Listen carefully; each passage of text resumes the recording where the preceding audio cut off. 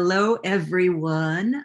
Welcome to a Friday Fireside Chat. I'm Rita McGrath. You probably knew that. My guest this week is Whitney Johnson, author of a best-selling new book, Smart Growth: How to Grow Your People to Grow Your Company. And the book is full of dog tags and ears and everything with the things I thought were interesting about it. And the book really is built on Whitney's previous terrific books about how to build an A team, how to disrupt yourself, and really takes it now to an organizational and team level, which I think is a great next step. So Whitney, welcome. Thank you, Rita. I am so happy to be here. It's a pleasure. So for those that don't know you, I think it might be kind of fun to just tell us a little bit about your journey, because your path is not exactly a predictable, well-lined one. No, it was not. But that's what's so interesting is that most people's aren't. But let me share with you my journey. I actually studied music in college. And when I graduated from college, my husband was enrolled to get his PhD at Columbia, so your school. But we were in Upper Manhattan, and he was going to be getting his PhD, and it was going to take at least 5 years. It turns out it took 7 years. Someone needed to put food on the table. That person was me. And so I started working. And because I was a music major, I had been a secretary. I didn't have very much confidence my first job. Actually, I'd been a music major. My first job was as a secretary. And but I discovered that as I sat in my desk and I watched all of the people across from my desk in a bullpen, who were all men at the time, saying things like, throw down your pom-poms and get in the game. And I was a cheerleader in high school, so super offended, not really, but kind of just a little bit. I needed to throw down my pom-poms. And so I started taking business courses at night, accounting, finance, economics. And I had a boss who believed in me, who allowed me to move from being a secretary to an investment banker. And if you know financial services, anybody who's listening, that does not happen. It still doesn't really happen. Moved into investment banking, did that for several years. And then I had a boss who was fired. They basically shoved me into equity research. But that turned out to be a career maker. Well, they shoved me into equity research because they couldn't fire me because I had good reviews and I was pregnant. So they had to find something for me to do. They moved me into equity research, but it really made my career because it allowed me to learn how to pick stocks. It allowed me to learn how to have an opinion of what I thought was a buy or a sell. And I was really good at it. And I did that for about 8 years. And toward the end of my career as an equity analyst, a couple of things happened. First is that I discovered that as this was the apex of American Idol, I called in all of my colleagues and I said, what kind of brand are you? Also Tom Peters' work. And I discovered that I was more interested in the momentum of my colleagues and people than of stocks. And so that was this initial thing of, I'm actually more interested in people than investing. And I also discovered Clayton Christensen's work at this time. This is 2001, 2002, and discovered that his ideas of disruptive innovation could help me understand what was going on in the emerging markets, that wireless was disrupting wireline. That's why they kept beating my estimates. But as I read his work and I went to my boss and said, hey, I want to do something new. And they said, we like you right where you are. I realized, oh, I can use this framework of disruption for myself. I can disrupt myself. And so I left Wall Street. Eventually had the good fortune of working with Clayton and co-founding the Disruptive Innovation Fund with him. And then that led to us using the S-curve for investing, another aha insight. It's not just about products and services and groups, how they change, but how people change. So that's my trajectory. I had a real-time, real-life experience of disrupting myself and learning what growth looks like. What I've discovered, Rita, and one of the things I love about talking to you is that I really like taking management theories and applying them to people. And oh, by the way, for everybody who's listening, I have quoted Rita in every single book that I have written, beginning with my first book, Dare, Dream, Do, because her whole idea of discovery-driven planning was so captivating. I discovered you via Clayton, as you know. And so I've been a big fan for 12 years. And so it's so fun for me to be now having this conversation. So that's a very long-winded response, but that's how I got here.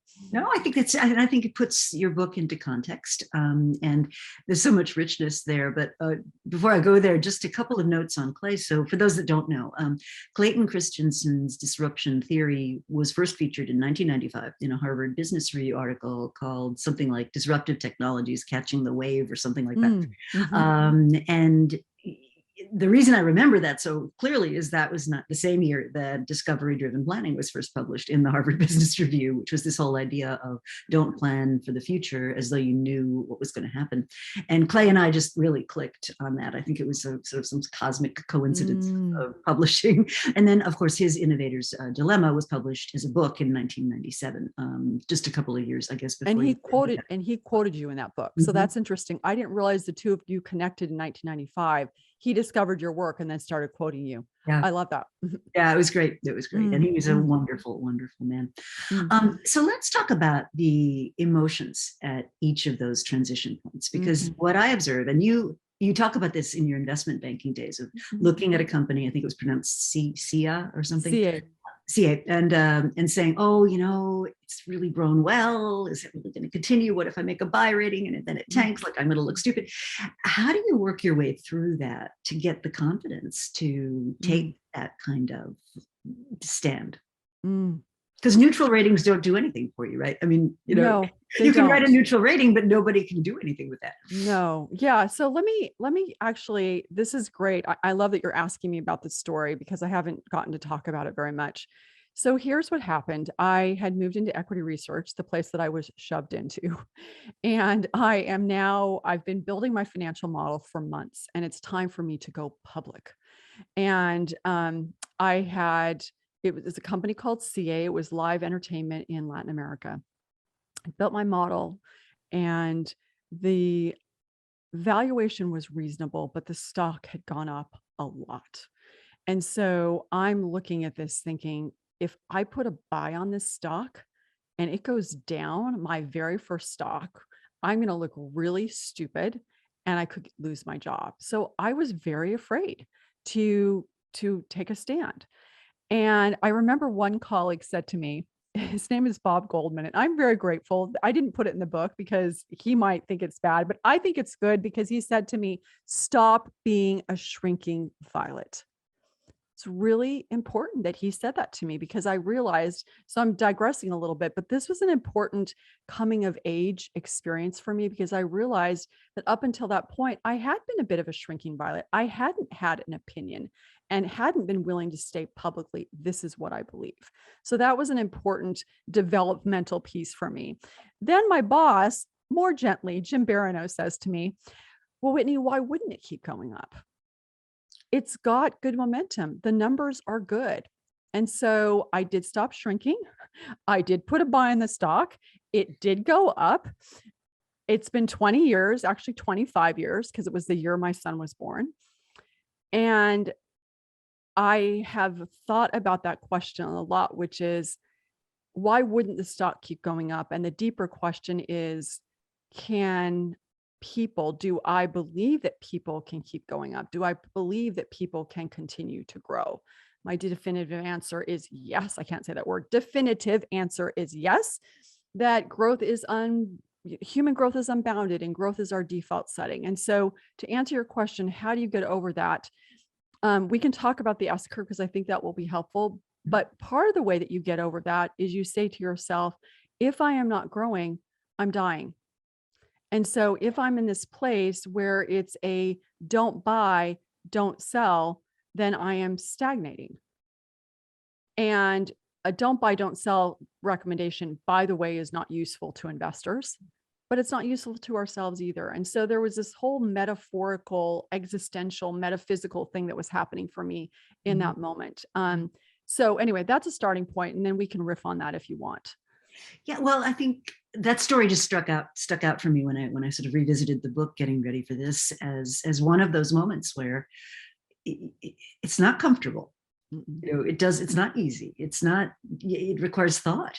You actually have to say, what could happen if this doesn't go the way that I hope it will? And I think those moments are really hard. So let's indeed talk about S-curve. So for those that aren't familiar, this was a phenomenon that was found in studies of diffusion and adoption decades and decades ago. And the fascinating question of something is proven to be helpful or useful or good for you, and yet human beings take a while to get around to it. And then when they finally do get around to it, they get around to it with enthusiasm until, you know, it kind of reaches the point where it's done as much good as it can, and then we kind of level off. So maybe speak about how you took that and translated it to human development. Yeah. So what I did, Rita, is we were investing now with Clay and his son, Matt, and we were using the diffusion curve. Like you said, Rogers popularized it back in the 50s and 60s. And we were using it to try to figure out how quickly innovations are going to be adopted, which is your area of expertise. And understanding that, especially with disruption, it's growing slow until it's growing fast, and trying to plot, you know, when is it going to reach its tipping point? Is it close to reaching the tipping point? And try to buy ahead of that. Well, you can now see the pattern that was happening is momentum of people, not stocks. Disruption applies to people, not just products. So it wasn't too big of a leap for me to say,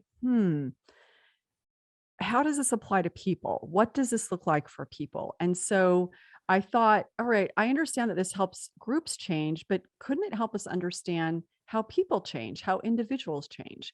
And so I had written an article, and I partnered with a fellow by the name of Juan Carlos Mendez, and he helped me plot this out, the S curve, and thinking about it for individuals, and wrote an article in the Harvard Business Review, a digital article of throw yourself an S curve, I think it was, and really exploring this idea of we can use the S curve to understand what our growth looks like, and more specifically, to help us trace the emotional arc of growth, the experience that we're having when we start something new, when we start to get good at it, and then the experience that we have when we're really good at something. And then it explains why we feel like we can't keep doing that thing that we're really good at.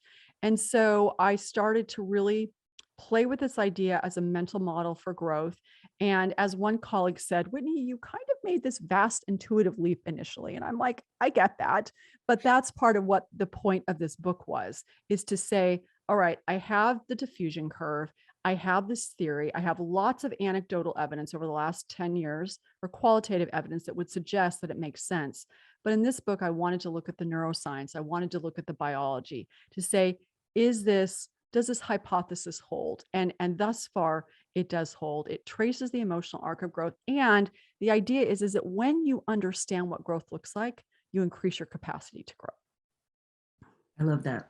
I love that. And it also helps you, I think, kind of have a conversation with yourself about, you know, what happens next. And so the book is in 3 major parts, right? The first being sort of the launch, you know, and then what you call the sweet spot, and then the kind of mastery element.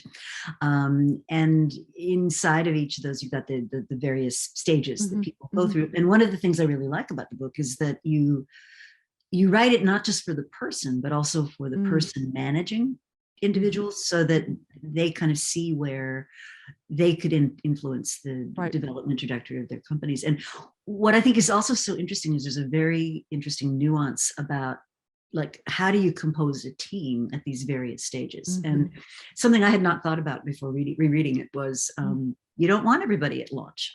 You know, you don't want everybody at one stage. You really want to think about human beings at these different stages along this curve. And maybe elaborate on that a bit. Yeah, absolutely. So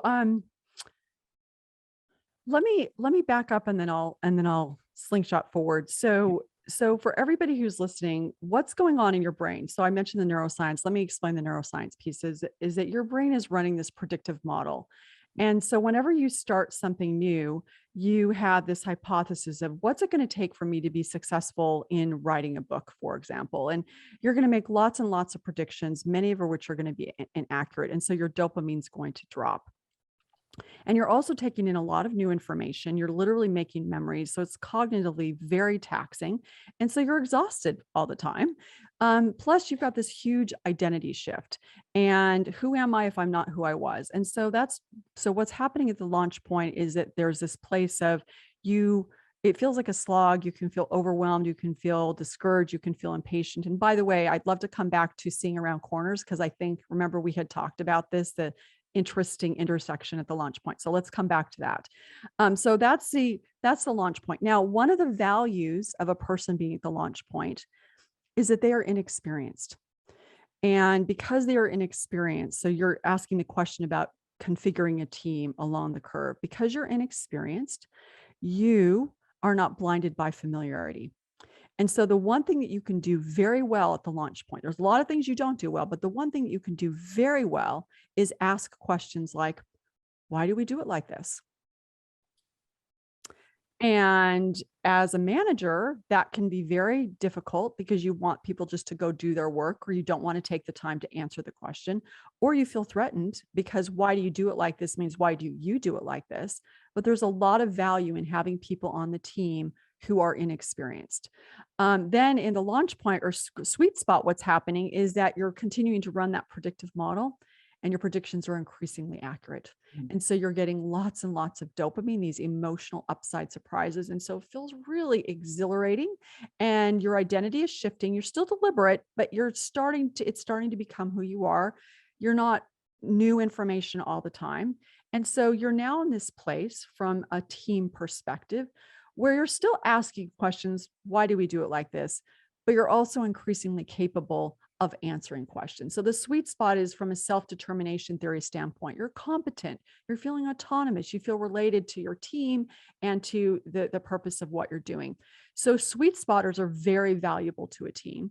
One of the challenges with sweet spotters is they're making everything work. And so you forget that they're making everything work because you're not worried about them. And so it's very important to acknowledge and appreciate them because then they become flight risks if you don't. Because launch pointers and masteries are sort of your problem child, and your sweet spotters are the model child until they're the problem child. But they're valuable because they can ask and answer questions. And the people in mastery, they have figured out the model. They know what to do. They're at the top of the mountain, but they're not getting very much dopamine. They're still a little bit bored and they really need a challenge. And so if they don't get a challenge, then they're going to say, I got to do something new or get complacent. But the value that a person in mastery brings is that they are capable of saying, they've got the institutional memory. Here's why we do it like this. This is what we tried before. Why don't you try this? They can do S-curve loops and bring other people along. Now, you know that you're in mastery and your plateau is about to become a precipice when you say things like, that's not how we do it here. That is a problem. But when you say, well, have you tried this? Have you tried that? Have you tried the other thing? That's the place in mastery you want to be. So you've got the dopamines dropping at launch point. It's up a lot in the sweet spot and it's sort of flattish in mastery. But in terms of configuring a team, you want to have a portfolio of curves of people who can ask questions, ask and answer questions, and a good baseline for you is to think about the standard bell curve distribution. 60% of your people in the sweet spot, 20% launch point, 20% mastery. It's going to shift depending on your industry, depending on where your company itself is in its growth curve. You might want it to be different depending on if you're a brand new company versus a very mature company. A brand new company probably can't have a lot of people at the launch point. You need a lot of experts. A mature company, you can have a lot of people at the launch point because you can do a lot of training. But that's how you can use the S curve to configure a team. I love that. So let's talk about this going from one S curve to another, because this is one of the more interesting to me. It really connects to this whole thing I've observed in careers now. You know, you used to have these career ladders, right? And you sort of went up the rung of the ladder. And now what we're talking about is tours of duty. And if you think about it, is the tour of duty concept really fits very nicely into the S curve because people get stuck. You know, and as you said, flight risk, right? People get stuck. I'm working even as we speak, on a program for diverse and underrepresented talent. And one of my big points to the organizers of this program, which is a great thing, and they're putting a huge amount of effort into it, I said, but you can't just design the program. So you prepare these people, in effect, you're accelerating them up the sweet spot. And when they're done, like, what are you doing for them? Like, you have to have a place for them to go, or they'll go find their growth somewhere else, right? That's right. Anyway, but part of the dilemma, right? So you're in mastery, you're a little bored, you're looking for your next thing. But in between these two S curves, there's this J curve. I wonder if you could talk about that a little bit. Say more about that first before I comment, because I'm not as familiar with the J curve. So talk to me, and then I'll respond. Well, if you think about a picture of an S curve, right? Yep. So you got the top one's kind of going up, but then as you start the next one, there's an investment you have to make. And I see this in business, right? So you have to make the investment and build the next. And we have this mental image, and I in strategy, I see this all the time. Boards, analysts, we expect companies to be able to just go whoop up the sweet spot of a growth curve, and then whoop up the sweet spot of another growth curve. And we sort of forget there's this bit in the middle where you have to be letting go of what had made you successful. So you're disengaging from the past, but you're also investing for the future. And very often what happens is your performance in that transition period is suppressed as a company.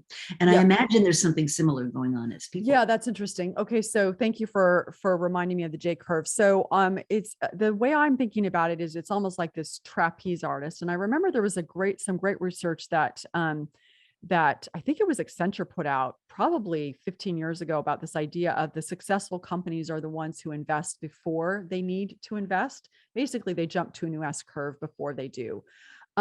So I think in answer to your question, part of it is doing a reframe for people and helping them understand, all right, you've got this talent and you've got a couple of choices.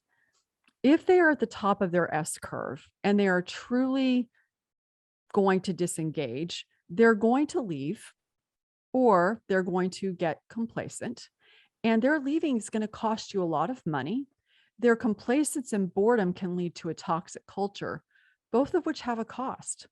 And so I think if we can put it in a dollars and cents form of like, what's the ROI of investing in this person, then it makes it easier to do it, because you can put it in financial terms of, okay, it'll cost you anywhere 50% to 2 times a person's salary to replace them. The cost of dealing with a toxic culture is also very huge, because when they're bored, they get in trouble. Like when you were in school, people who were bored got into trouble. So what happens if you invest in your people? And if you think about one of the greatest predictors of how long a person's going to stay is, do they perceive that there's growth upside? Then they're going to stay longer. And so the cost drops. And so the S curve in many respects is a retention tool. But there's a lot of reframing that has to go into this. Another way to look at it, and I think about this, is having been an equity analyst and looking at CapEx and PP&E. This is a capital expenditure. So that interim period is CapEx that allows a person to over time get an ROI. So let me tell you a quick story that I think illustrates this. Is one of the stories in the book, Marco Tricocci. He's the CIO at Four Seasons. And when he first started, his boss did something very unusual, which was, Marco's, the CIO, I got to start, I got to hit the ground running. Let me go and roll out my plan. The CIO said, no, I don't want you to do that. I need you to take 6 months. I need you to listen to people. I need you to figure out where we are. Where are we on the S curve? What does the lay of the land look like? And then after 6 months, then you can tell me what your plan is. Now think about what he did in that moment. He gave him permission, which by the way is incredibly hard, because when you're at the launch point, you feel so insecure and so uncomfortable. And so I want to prove that I'm worthwhile. But when he rolled out that plan that turned out to be game changing, moving from a legacy system to modernizing their technology, he had spent 6 months understanding everybody's point of view, what S curve they were on, how they saw the world, building relationships so that change management could take place. And so to answer your question, how do you manage that J curve? I think a lot of it is communication and reframing and helping people think about and understand the actual cost of their not doing it, and recognizing that the cost of making that investment and having that period that feels fallow actually will over time um, have a much higher return and not lose them a significant amount of money. So that's how I would frame it. What about you? What would you do? Well, I was just going to observe that it's kind of countercultural, right? To do that. I mean, really, we're in this moment in professional life anyway, where being busy is seen as like a badge of honor, and sort of sitting at your desk, staring into space, doing some actual thinking is seen as not being productive, And so to have the courage to say, let's take that time. So to come back to your question, in strategy, in business, Yeah. I'm actually working on this as a project at the moment, which is what are the metrics that you use for innovation and transformation? And they're really different metrics than you use for the core business, where the core business you can kind of think of as sweet spot. It's predictable, it turns over, it does its thing at a company level.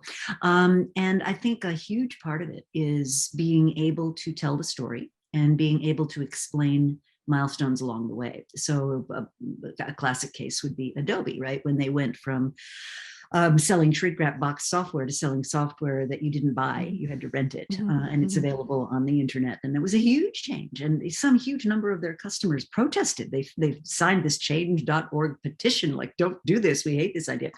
But Adobe realized that was where the future was, and that staying where they were, somebody was going to do it, and it might as well be them.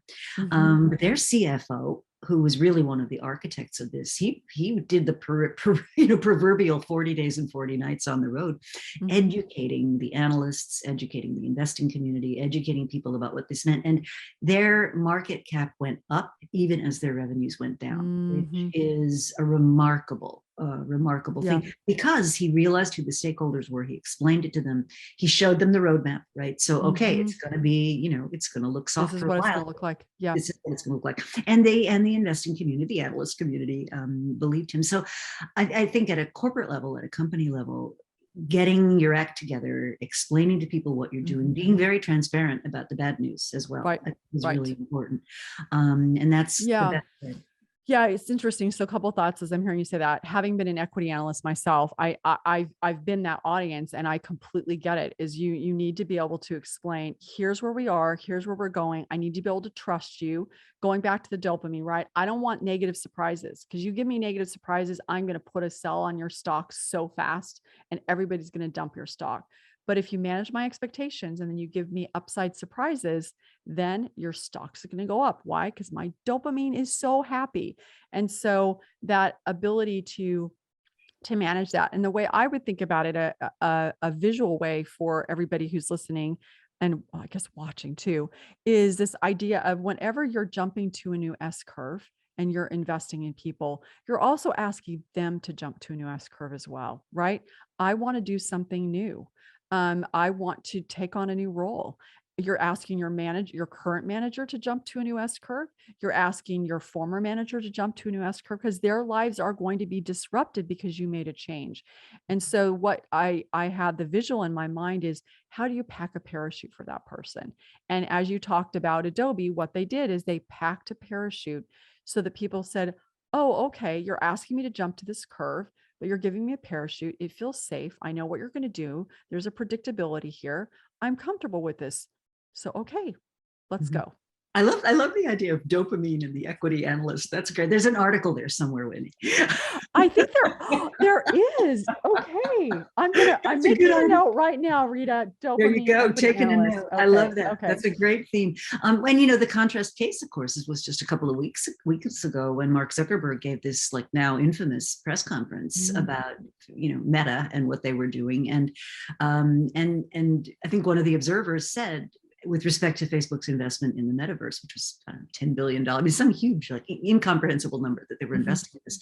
But what they didn't do was they didn't say, here's the journey, here's the path, here's the destination. Yes, we're investing, but here's where it's going to pay off. They didn't provide the parachute. And the results were 200 billion in market cap, flies out the door in an afternoon. I mean, that's historic. And regardless of what your opinion is of that company, certainly that was a case of not preparing people well for what the future would hold. And I think it's an interesting cautionary tale for all of us. Yeah. So one of the things I think that I'd love to get into is, we're in the midst of this great resignation. People are, and I think, it was interesting when you were describing the emotions at launch. What was flitting through my mind was, we all, whether we want to or not, got thrust into this a couple of years ago. And all those emotions, I'm exhausted, I'm tired, I don't know what I'm doing, I don't know what tomorrow holds, I'm frightened, I'm insecure, I'm worried about the people around me. I mean, just every one of those emotions, we've all been shoved into, no matter how capable we are at work. I mean, I don't know about you, but and all of us at the same time, which made it even more terrifying, because we didn't have anybody on the mountaintop doing the S-curve loops bring us along. We're all at base camp going, what are we about to climb? Right. It was terrifying. It was terrifying. Yeah, and it's interesting when you think about, you'd never compose a team that way, right? But never. Sort of nature kind of did that to humankind. But I think one of the things that I was thinking about as I was looking at the book was thoughtful managers, right? And you've laid out what thoughtful managers can do to improve their people, improve their workplace, give people those opportunities, shove people a little if necessary, boot them up in the backside of it. But clearly, there are an awful lot of managers who aren't doing that. And I forget the statistics, but it's something like 45% of the workforce is actively disengaged. We've got, resignations in the millions, people just saying, I'm out of here, this isn't doing it for me anymore. And what I'm kind of intrigued by, to connect those two thoughts, is we all got shoved into the beginning of an S-curve, voluntarily or not, mostly not. Involuntarily. Yes. But could that be one of the sources for this great resignation, which is that people were just kind of trundling along on autopilot? And because this event really forced them into this moment of having to ask, what do I need to learn? How do I navigate? How do I figure it out? And I'm kind of wondering if that, in an interesting way, gave people perhaps the courage to say, no, really, actually, I want to branch out in this different direction. I could not agree more. I think, as you just said, we were all on this S-curve. We got pushed off of an S-curve, and whether, stranded on a new S-curve, we didn't choose it. But we discovered a lot about ourselves in the process. We discovered that we're more resilient than we thought, by having to manage all sorts of work and home and homeschooling and all these things that we had to do. We realized, oh, I want something different. And I know that I'm capable of getting something different because I just did it. And so as I look at what's happening is, when you talk about a resignation, there's some implication that people are quitting. And when I look at it, actually almost makes me emotional, because we have not quit the last 2 years. If anything, we have seen what we are made of. And so, yes, there's some people that are a bit tired and they're moving up this mountain. They do need a respite, and I understand that. But I think that this is not the great resignation. I don't think people are resigning from. I think they are aspiring to. And for me, it is the great aspiration, because psychologists have found that when you come through a period of severe stress, like a pandemic, there is often tremendous growth. It's called post-traumatic growth. And that is where people are right now. And I think when an employer understands that, and they stop thinking, how do I not lose my people?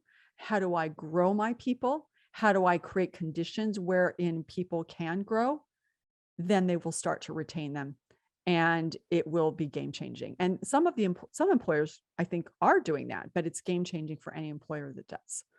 Yeah, I think that's true. And I do think it potentially has the roots to solving what to me is one of the most pernicious plagues of American society anyway, and increasingly, globally, is just this massive amount of bad jobs that we've got. I mean, just horrible jobs, unpredictable hours, poor pay, lack of respect, lack of dignity, people basically being treated like badly performing robots. And I think what's happening perhaps is we're now learning that has a cost. And my Yeah. soapbox on this would be Yeah, that, let me give you like a really yeah. simple example that I was so happy about. So I live in a town called Lexington, Virginia, and which isn't necessarily relevant, but it's a small town. And the other day we went into this restaurant called Palms, and they said we're going to have shorter hours. We're going to only be open from this hour to this hour. And they said basically due to the request of our workers, because their workers, and I talked to the manager and he said, our workers said, we're tired and we're burned out and we can't work so many shifts. And they said, okay, we'll change the hours of the restaurant. Hmm. And I thought, that's a great example of just listening to and responding. They don't need to be open at all hours of the day. We, the consumers, will manage. And there becomes this give and take.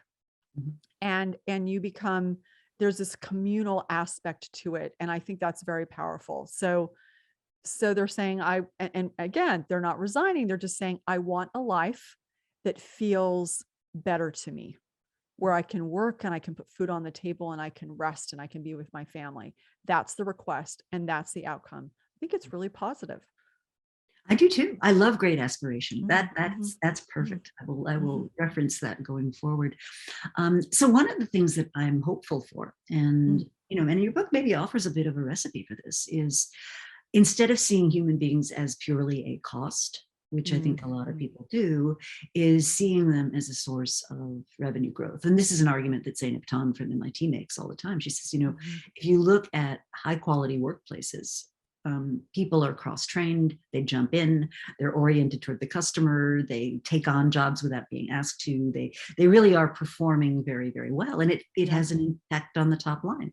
And I think too many companies really don't recognize that one of the things about being human is you actually can bring your ingenuity to Yeah. situations in new ways. Yeah. And you're not just Yeah, operating. I love that. So is Zainab doing work on moving humans onto the asset side of the balance sheet? Is that what she's doing? Or Um, is it something that's probably too Well, yeah, indirectly. So indirectly. Okay. but what Zainab's done, which is phenomenal, and I would Hmm. recommend anybody listening check it out. Yeah. It's called Good Jobs Institute. It's Hmm. she founded it a few years ago, Hmm. and it's interesting because she went on her own S curve. She took a step Mm. back. So briefly, her story. She Yeah, wrote a tell book us. called The It's Good Job interesting. Strategy, Yeah.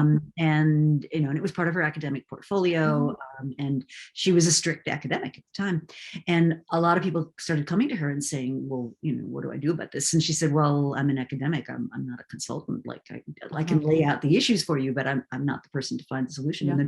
then somebody said to her, well, if not you, like who's going to do that? And so her own S curve was stepping Yeah. away from, I mean, she still teaches at MIT. She's still an Yeah. academic in the sense of being affiliated with the university, but that's not her main Mm. mission right now. Hmm. It's building this Good Jobs Institute. And what she's laid out is, and we should talk to her because this could be really cool. Yeah, I What she's agree. laid out is a process by which you can go from being a bad jobs employer. So giving your people, their starvation wages, awful Yeah. hours, lack of Yeah. security, the whole 9 yards. Not no development track, no promotion from Hmm. within. Hmm. Just keeping people in a box where there's no growth. Two, being an employer where you treat your people differently. But the connection that I think Zainab makes and the mythology that has arisen about her work is, oh, just pay people more and all will be well. Well, that's not, you don't get the benefit just by increasing pay. It has to be connected to operations, organizational systems, how we do things, what the Right. output is, and people have to have agency and the chance Yeah, to make a difference. absolutely. Absolutely. I mean, it's so interesting. I mean, if you go back to like the Industrial Revolution, I mean, the way we still think about people is as we're cogs in a machine. And what's so fascinating, I actually wrote a piece on this a couple of years ago. So I love how these are intersecting, is that as people they were asked to be cogs, Henry Ford, et cetera. But as we became cogs, they paid us to do that. But then we had more money to dream and to go buy things that mattered to us. And so what started shifting, and I think that the pandemic has accelerated, is this idea of, I want to bring my dreams to work. And if I can go buy my dreams, but if I can't dream at work, then I don't want to work here. And so again, growth, dreams. I love this. It's a Good Jobs Institute. Very cool. Okay. People are Yeah. asking questions. So should we answer questions? Yeah, please. Okay. Which one where should we go? Oh, let's talk about parenthood. I think that would be Oh, fun. okay. What's the Let's talk question? about an S curve. Yeah. The Okay. baby does not come with an owner's manual, you know? No, they do not. Okay, I heard you mention you have a son. When you look back your experience, Carrie, when I helped you a lot, made your life better, which is certain times. Okay, what would have been? Oh,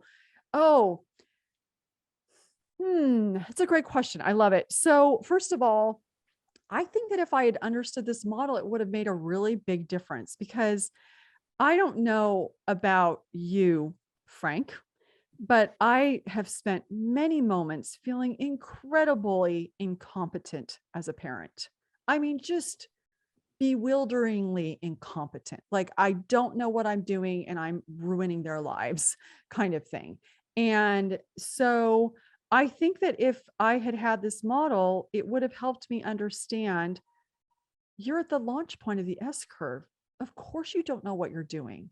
You're doing something new. You've never done this before. You have this hypothesis and you've read all these books of what to expect when you're expecting, and you think you're an expert, but in fact, you are not. And so it would have allowed me to give myself grace. And I think that what's interesting, so becoming a parent, I think that the next thing I would say is that it would also help me understand, and this is something that's happening in real time. So we've got a 25-year-old and a 21-year-old, is that when it comes to a relationship, you want to be in the sweet spot in perpetuity. And so you start to recognize that with your children and with your partner or your spouse, that you want to figure out, what do I need to do? How do I have enough newness in how we connect to each other so that we are always in the sweet spot? Because with my family, I don't want to get to mastery. I don't want to have to jump to a new curve. I want to stay in that curve with them. So what does that look like? What do I need to do to be able to stay there? And I think the other thing that I would say that I've thought a lot about is that when I think of growth curves and I think about how growth is our default setting, I will often say to my children, I'm so grateful that I now get to figure out how to parent you as an adult, that we're not finished. It's just because you're 21 and 25 doesn't mean we're finished. Like, we now get to have a whole nother 20 and 30. And if you are like me, believe after this life, that's a lot of time to learn how to be a parent. And so that to me is thrilling, is that I may be very much at the launch point, but it's a growth curve that can continue to grow and that relationship can continue to develop. But the piece that I think that is most important for me, and I'm digressing a little bit, but I want to say this because I think is important, is how do I make sure that no matter what, I maintain my relationship with my children? What do I need to do that? I need to have boundaries. I need to not be permissive, but I do need to focus on the relationship because that is the most important thing. So there you go, Frank.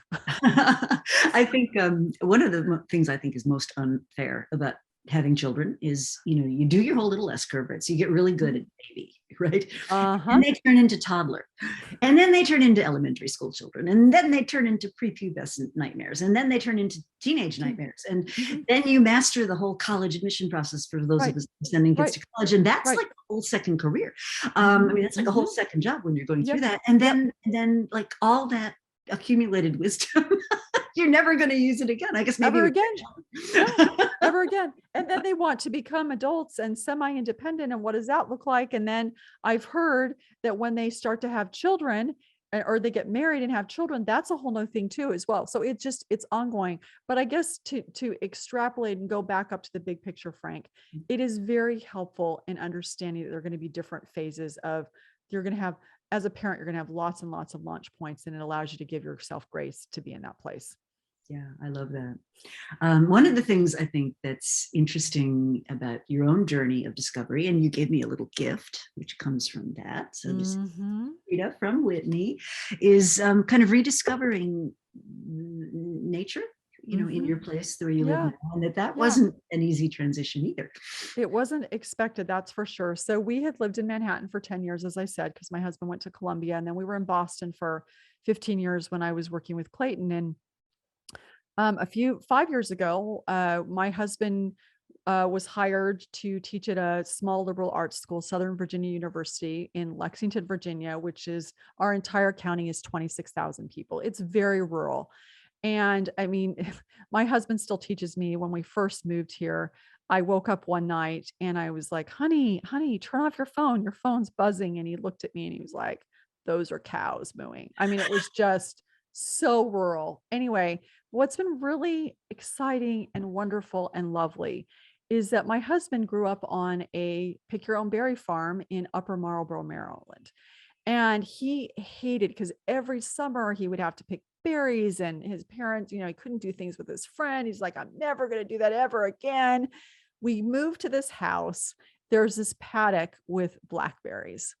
My husband goes out and starts kind of tinkering. Before you know it, we're growing blackberries. We're growing raspberries. We're growing strawberries. And people come over and they pick them. And then he and my daughter make jam. And it's just this lovely, lovely experience of being around nature, seeing how things grow. I talk about the humans and how we grow, but being able to see plants grow and then seeing them die when they go into, the fallow period for the winter. It's been a really lovely experience for our family. And I hope you love the jam, Rita. I haven't opened it because I was waiting for this, so it is on my list. I didn't want it to look all disgruntled, because you did a beautiful job of like wrapping it up, and it came in this lovely box, and my husband's like, "What is that?"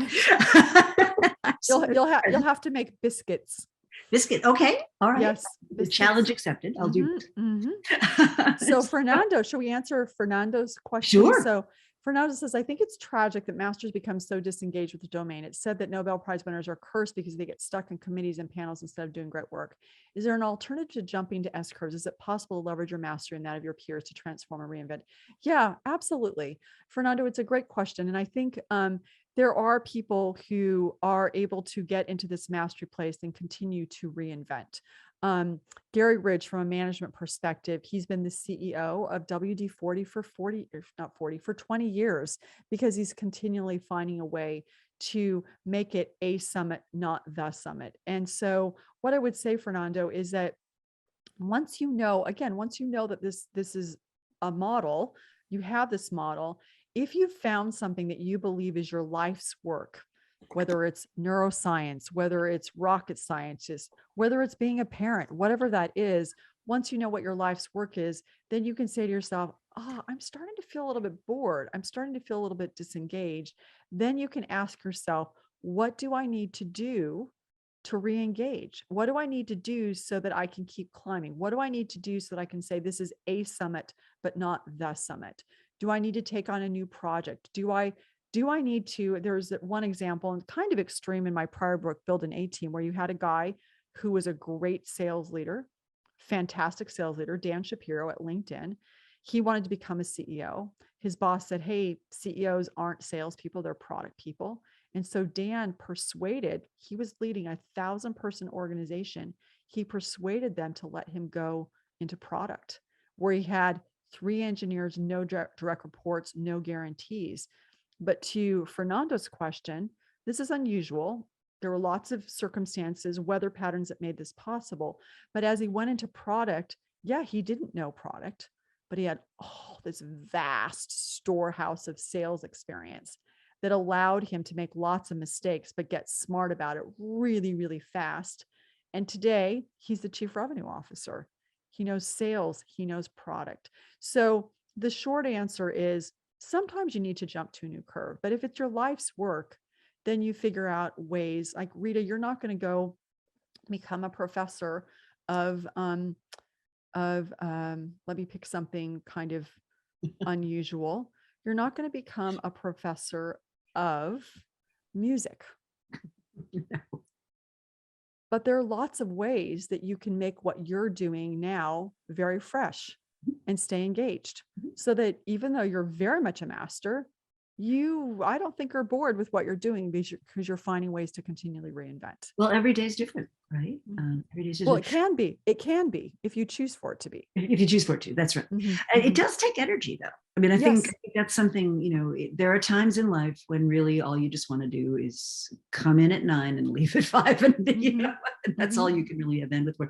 But this brings me to an interesting kind of reflection on careers, and something I see a lot of my corporate clients and people in corporations struggling with, which is we have inherited this two notions, which I think are questionable. One is this notion of hierarchy, right? So we run organizations as though they were armies or factories or something, with lots and lots of layers and levels, and going up is considered a promotion, right? And functions. So we specialize activities in functional groups. So marketing, as you just mentioned, product, sales, blah, blah, blah, blah, blah. And increasingly, I'm seeing that superstructure start to implode. So if you look at the way fast-moving digital companies tend to be run, very flat hierarchies, right? Maybe 4 layers, maybe 5, but not more than that. And we're seeing intact teams, which have all the functions represented within them. Yeah. Right. So you've got engineers and product people and marketing people and compliance people and. And one of the things I think is challenging for people, but where your work really fits beautifully, is to kind of connect it to what you were talking about. I mean, I've had the same job title for, I don't know, 30 years, so in a hierarchical sense, there's been no progress, but that's not my measure for progress. And for a lot of people, I think it is their measure for progress. It's, I want to be an E4 level 2, category Z or whatever it is, because they've commingled their own personal development with this hierarchical level. And I really try to get people to say, well, why do you want to do that? And the answer is usually something like, oh, because if I was at that level, I'd have the budget to bring on the wonderful new people, and I'd have the ability to, do this. They're talking about the outcome that they really want, but they've conflated it with this, this hierarchical thing. Right. And so I wonder if you see people starting to think really differently about what career progress means when it's unconnected from a hierarchy. Yeah. So I think it's very, very slow, but I think part of what is exciting and probably drawing people to smaller and mid-sized businesses is that it is more possible for that to happen, for people to say, okay, I've got enough money for my needs and my wants. And so now I just want to grow. I just want to develop.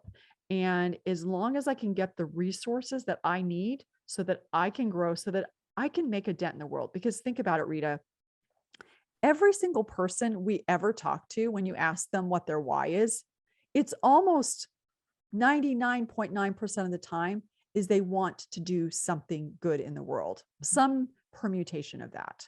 And so in smaller companies, that's possible because you haven't gotten calcified in the way that you normally would. You've gotten enough money, and then you're saying, we need to go do this. Do you want to do this? Yeah, let's get you the resources, and then you're off. And that's part of, and that's the whole idea of disruption, right? That's how we're going to change how we structure businesses, because the small businesses are going to figure out how to do that. And they're going to start to have people want to work for them because they're going to be able to aspire. You're resigning for organizations that won't let you do that.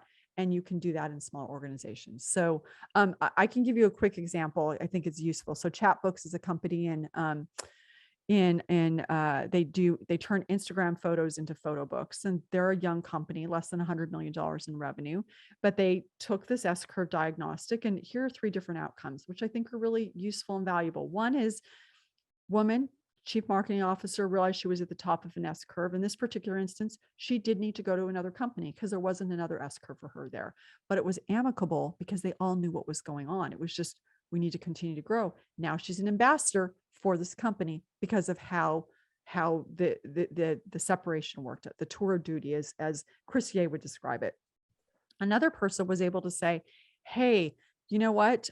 I'm not able to grow here, but the reason I'm not growing is because you, the CEO, are still kind of on my S-curve. Like, you delegated it to me, but you're still on my S-curve. So can you go jump onto your own S-curve so that I still have headway on my S-curve, so that I don't feel like I'm in mastery? So now he feels like he's growing.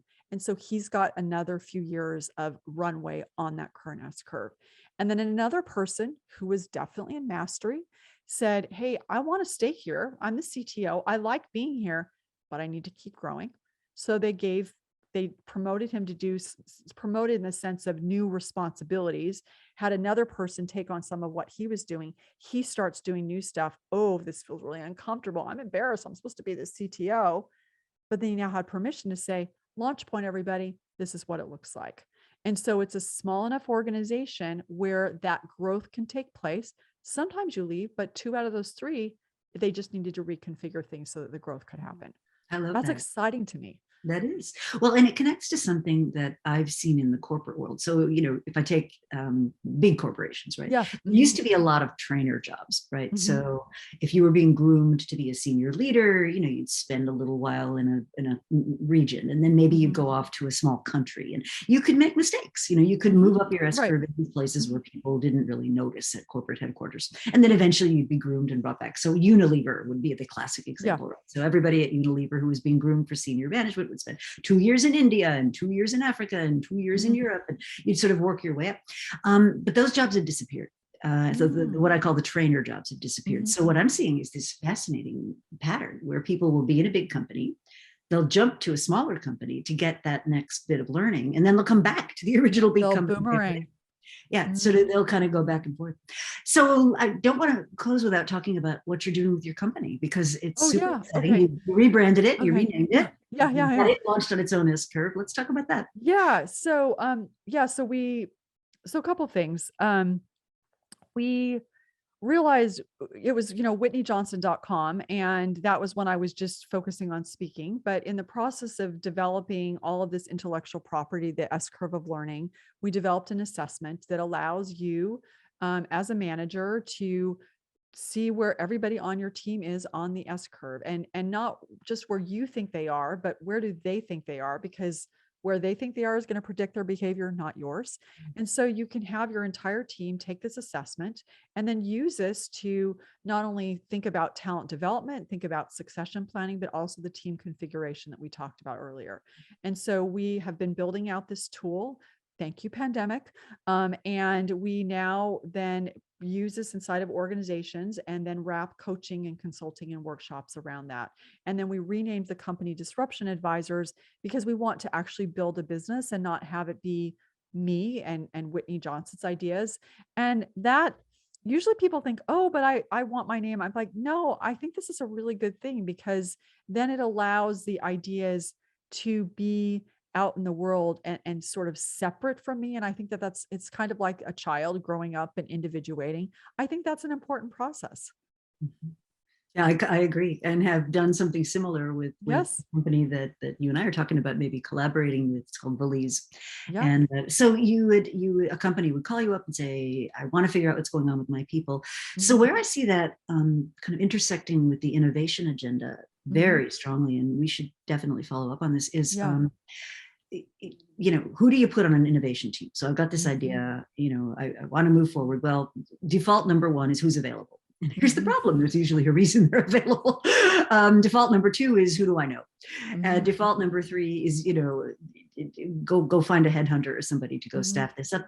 And I think with your tool, you could be a lot smarter about how you actually source the talent that you need for these teams, because especially with innovation, you definitely need people at mastery. You definitely need a bunch of people in the sweet spot, but you also, you need people who can bring fresh eyes to this, who aren't sort of steeped in the existing business model of the business. So I could see your tool being really helpful for that. Yeah, and in the configuration of the team. And like you said, when you're innovating, you need to have some people that have that expertise, but you need, even if you don't have people who are brand new, it helps to have people from outside the industry. I know one person that we wrote about in our HBR article, Dan Miller at Under Armour. He will purposely bring launch pointers. And when he describes launch pointers, they may be expert in an industry, but they're from another discipline. So that allows that fresh perspective of, why do you do it like this? And that's where the innovation starts to happen. I love that. I love it. And I just think the power of recognizing that being at a launch point doesn't mean you're not accomplished or that you haven't done great things in your life. It means you're starting something new. And I think that's very powerful, because I think we have sort of ingrained in our brains this idea that, you start off as an apprentice, and then you learn a skill, and then you become a master, and then you're there. And I think, well, my own research definitely would not be in accord with that. I mean, my own research suggests you're constantly evolving through series of these transient stages. And so I think it's kind of comforting to be able to name it, and in your work to now identify it and be able to say, what people should do. So how do people learn more? Where do they go to be part of Whitney's world? Yeah. So Disruption Advisors world. Exactly. Whitney's world. It sounds like Wayne's world. Okay. So the best way is, You can buy the book. I think that's an easy entree. I have a podcast. Rita has been on the podcast, and that will allow you to get very familiar with our work and what we do. And then you can sign up for the newsletter at whitneyjohnson.com/newsletter. And, or if you want to reach out to me, wj@whitneyjohnson.com. So lots of different ways to have a conversation. Oh, that's great. And I am looking forward to continuing conversations. So thank you so much. Thank you for moving the date. Oh, yeah. Personal thing come Absolutely. up that we couldn't do it when we were originally planning to. Yeah. But this is great. And Oh, enjoy the increasingly warming weather. And I know. Springtime's here. Yeah. Yeah. Thank All you, right. everybody. It was fun. Thanks. Great questions, everyone.